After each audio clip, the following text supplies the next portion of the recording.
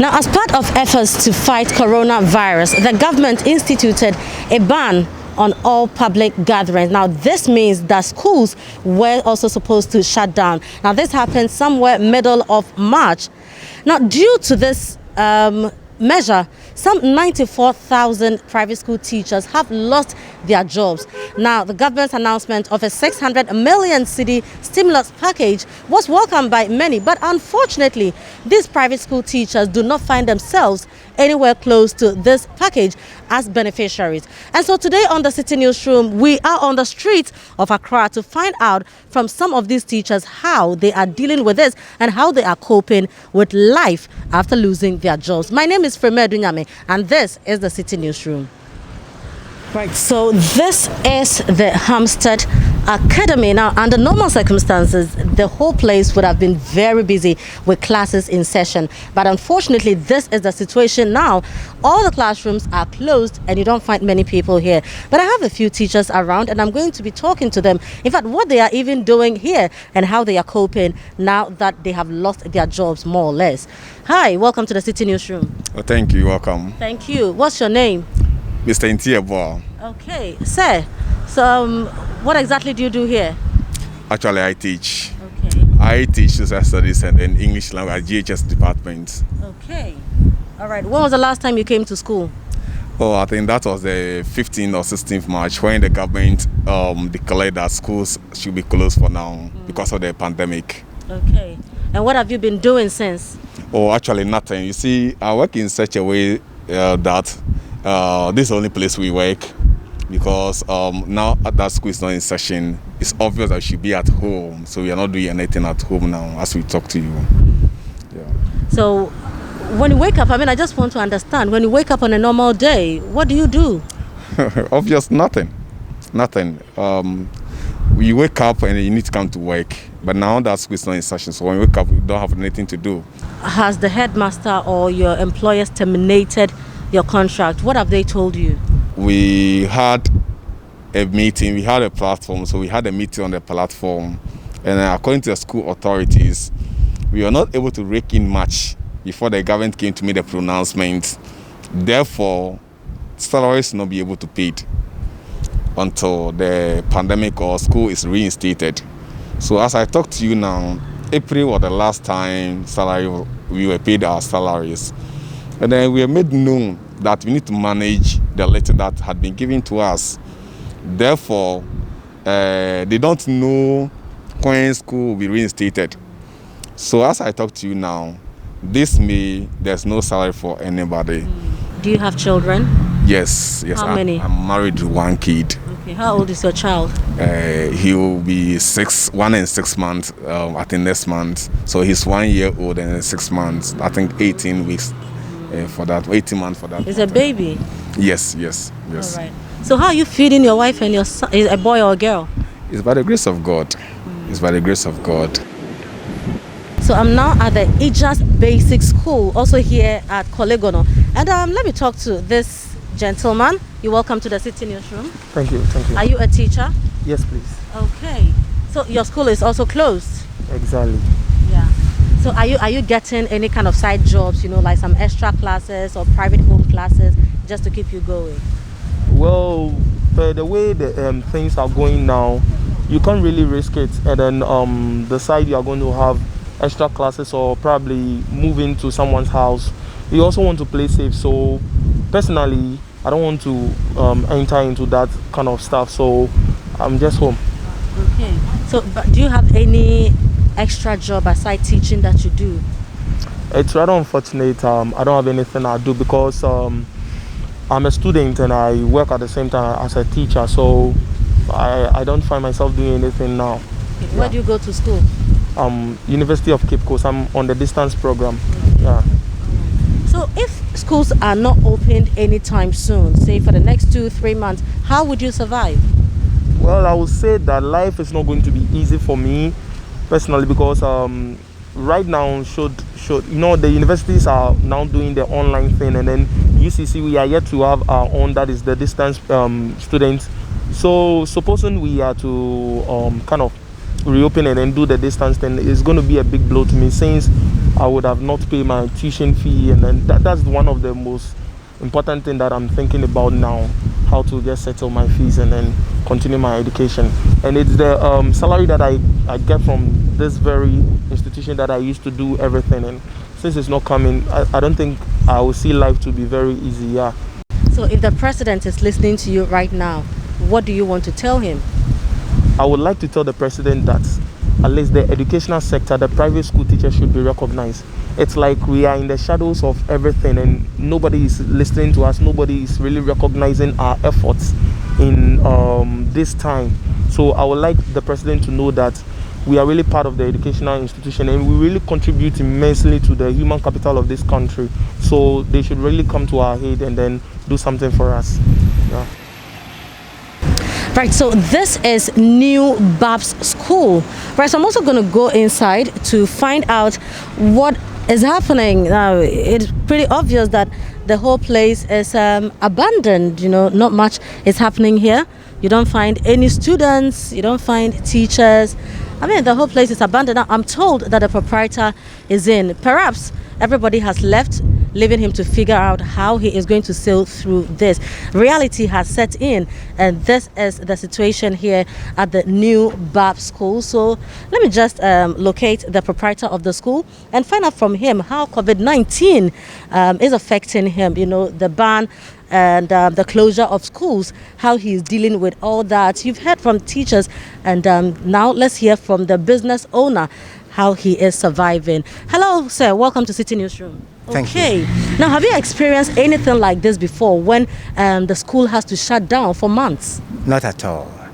Okay. This is an alien situation that we are all confronting, and it amazes everybody. You talk to friends outside, and they will tell you it's a worldwide phenomenon. So we just have to take heart and see how best we can deal with that. Can we just move around and see how the place is looking now?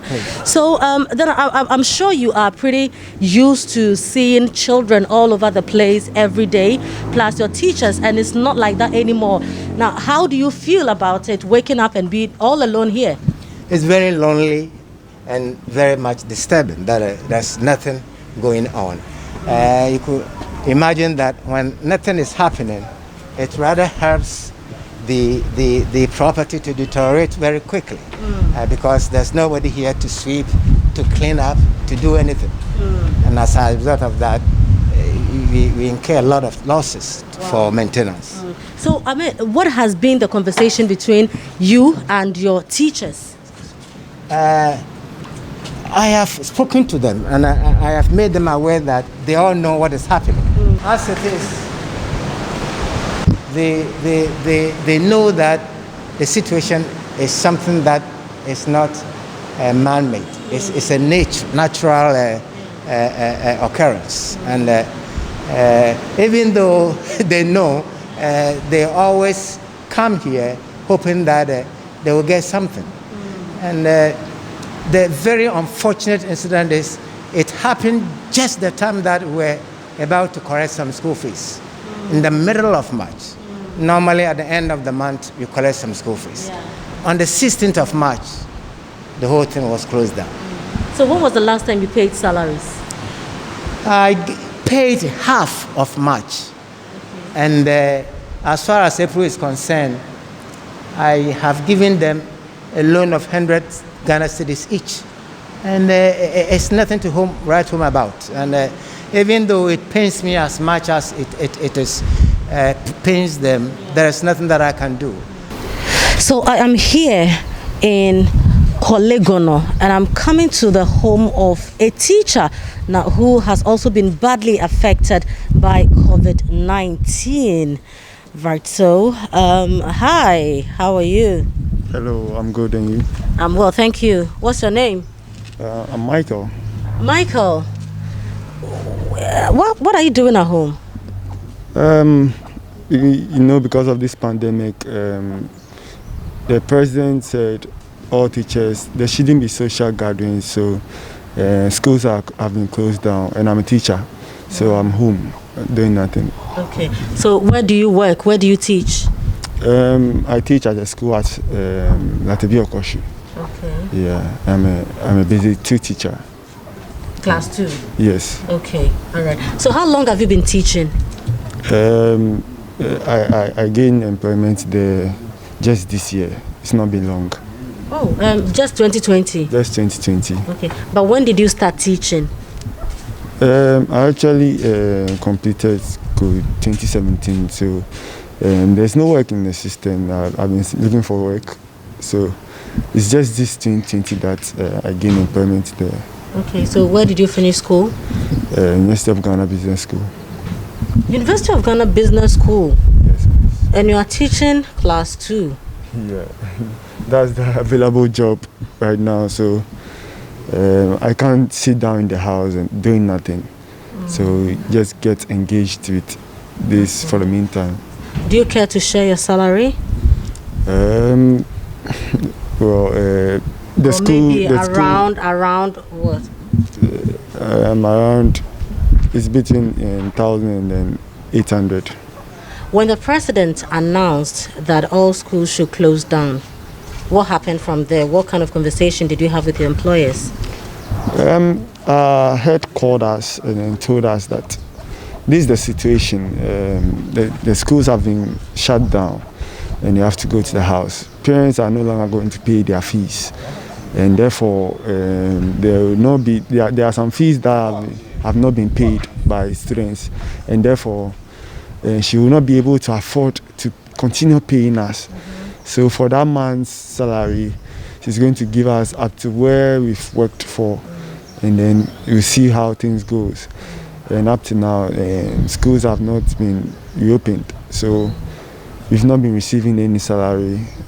You're still watching the Citi Newsroom on Citi TV, right? So let's now get the thoughts of the Executive Director of the Ghana National Council for Private Schools, Enoch Kwesi Jetia. You're welcome to the Citi Newsroom. Thank you, madam. Now, I've spoken to some of the teachers who are home, and life has not been very easy for them. What is the council doing to lessen the plight of these? On the 23rd of March, the council wrote a petition to the office of the president and outlined 3 major issues that we are faced with. The first one was to secure a grant for the private schools teachers so that we can pay them. And then the second one also is to get some stimulus packages for some school members who qualify to get it. And then to get a tax exemption period. You know, at this point in time, schools are forced to pay tax.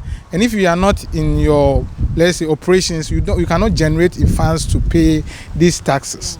So we've asked for tax exemptions.